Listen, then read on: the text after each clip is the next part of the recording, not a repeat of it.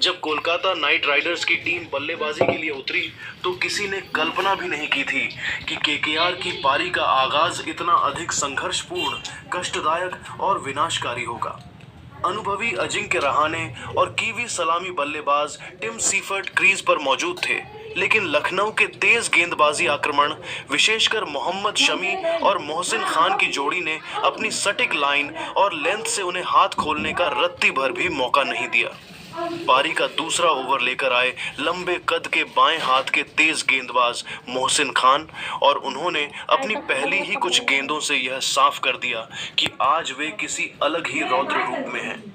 उन्होंने Tim Seifert को अपनी गति और अतिरिक्त उछाल से पूरी तरह चकमा दिया, जिसके परिणाम स्वरूप सीफर्ट ने एक खराब शॉट खेला और मुकुल चौधरी ने कवर पर एक आसान सा कैच लपककर केकेआर को पहला करारा झटका दिया।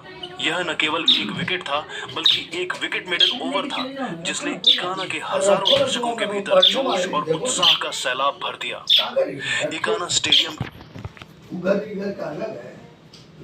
जहां दबाव का माहौल इतना भीषण था कि खिलाड़ियों के चेहरे पर पसीना और तनाव साफ पढ़ा जा सकता था, वहां कोलकाता नाइट राइडर्स के कप्तान अजिंक्य रहाणे ने अपने अपार अनुभव का परिचय देने की एक साहसी कोशिश की। रहाणे जानते थे कि अगर इसी तरह डॉट गेंदें निकलती रही तो केकेआर पूरी तरह मैच से बाहर हो जाएगी।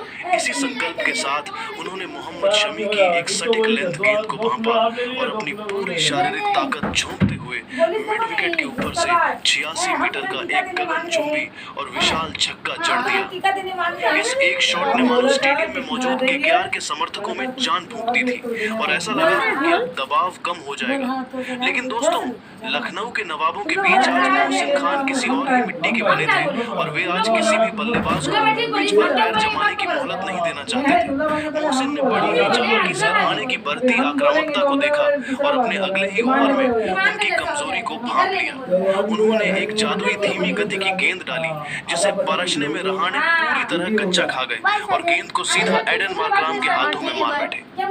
अजिंक्य रहाणे 10 के आउट होते ही केकेआर की रीढ़ की हड्डी पूरी तरह टूट चुकी थी। अभी पावर प्ले के 6 ओवर खत्म भी नहीं हुए थे और कोलकाता का शीर्ष क्रम ताश के पत्तों की तरह पूरी तरह से ध्वस्त और धराशायी हो चुका था। मुसीबतें यही खत्म नहीं हो सकी। अंकुश रघुवंशी एक अत्यंत विवादित, दुर्भाग्यपूर्ण और नाटकीय तरीके से फील्डिंग में बाधा डालने के कारण आउट करार दिए गए।